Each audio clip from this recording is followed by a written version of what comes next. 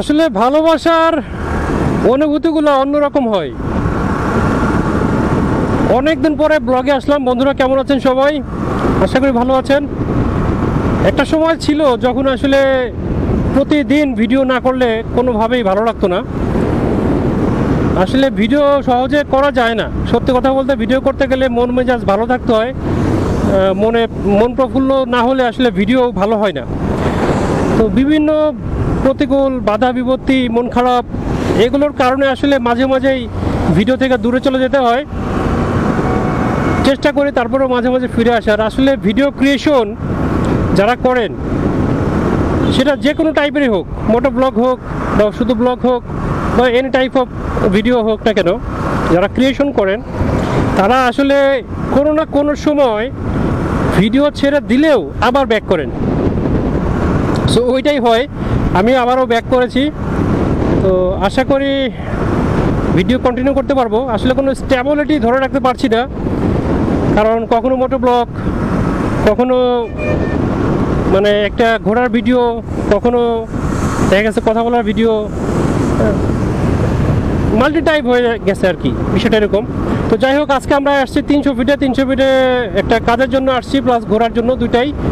এসে খুব ভালো লাগতেছে। এত সুন্দর পরিবেশ, মানে আবহাওয়াটা এত সুন্দর, ঠান্ডা বাতাস আর বৃষ্টি, ঝিরিঝিরি বৃষ্টি, ওয়াসাম একটা এনভায়রনমেন্ট।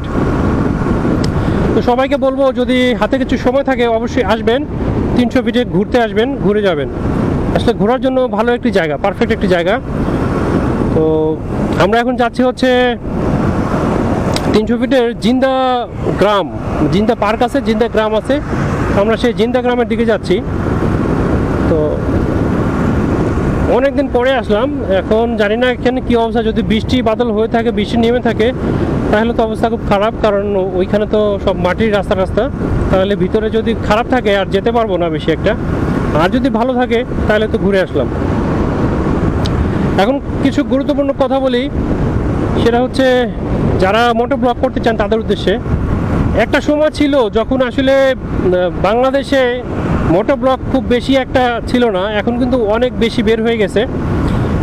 আরও বের হয়ে গেছে হচ্ছে রাইড শেয়ারের ভিডিও, যেহেতু আমিও রাইড শেয়ার করতাম বা এখনও মাঝে মাঝে করি। তো মাঝখানে অনেকদিন জব ছিল না, তো এই জন্য আসলে এখন জব করি।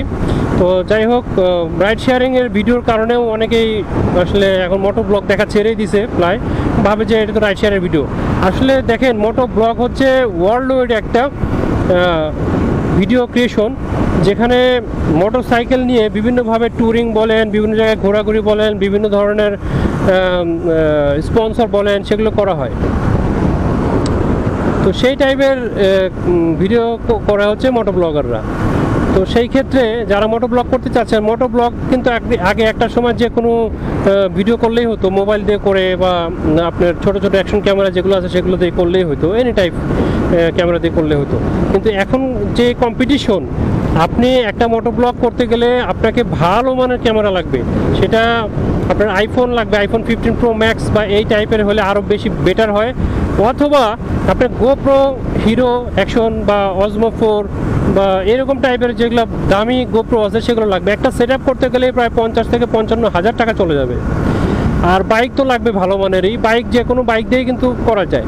ভাই, আপনি চাইলে সাইকেল দিয়েও তো ব্লগ করতে পারেন, কিন্তু কথা সেটা না। কথা হচ্ছে আপনার ব্লগটা ভাইরাল হবে কিনা, আপনার ব্লগটা মানুষ দেখবে কিনা, ব্লগটা পপুলারিটি হবে কিনা। আপনি একটা ব্লগ বানালেন, সেই ব্লগটা মানুষ দেখলো না। ইভেনলি আমার যে ভিডিওগুলো আমি ছাড়ি, সেগুলো যে খুব বেশি দেখে তা কিন্তু না, হাতে কোনো কোটি কয়েকজন দেখে যারা আমাকে ভালোবাসে। তো আপনারাও হয়তো বা এরকম কিছু থাকবে, কিন্তু সবাই তো আর দেখবে না, সবাই কিন্তু আপনার ভিডিও দেখবে না, এটা মাথায় রাখবেন। হ্যাঁ, আপনাকে যদি ভিডিও থেকে ভিডিও বানায়, ভিডিও ক্রিয়েশন করে এখান থেকে ইনকাম করার ইচ্ছা হয় বা ইনকাম করতে চান, সেই ক্ষেত্রে আপনাকে সেই টাইপের খুব ভালো মানের ভিডিও বানাতে হবে। অযথা আপনি এখানে মানে করে কাজ হবে না, আপনি ভিডিও বানায় কাজ হবে না। আপনাকে ভালো মানের ভিডিও বানাতে হবে, তাহলে আপনার এখানে কাজ হতে পারে। আচ্ছা, আমরা বোধহয় সেই ভাইরাল জায়গাটা চলে আসছি না? এটা সেই ভাইরাল জায়গা যেখানে ভিডিও বানায় মানুষের ফটো দিয়ে মানুষ অনেক ভাইরাল হয়েছে, এটা তো সেই জায়গাটা। তো এইখানে কি এখন দাঁড়ানো নিষেধ মনে হয়, শুনছিলাম যে এখানে দাঁড়ানো নিষেধ। তো এখানে কারো দেখতেছি না, এখানে দাঁড়ানো যাবে কিনা একটু বুঝতেছি না, নাকি দাঁড়ালে আবার কট দিয়ে দিবে। দাঁড়াবো না চলে যাই? দাঁড়ানো ঠিক না আসলে, রাস্তার মাঝখানে কেউ নাই যদিও, তারপরেও আসলে দাঁড়ানো ঠিক না। এই জায়গাটা ভাইরাল হয়েছিল কেন? জায়গাটা অনেক সুন্দর আসলে, এটা তো একটা ওভারব্রিজ, ফ্লাইওভার, এখানে থেকে সব থেকে একটা স্টেডিয়াম। ও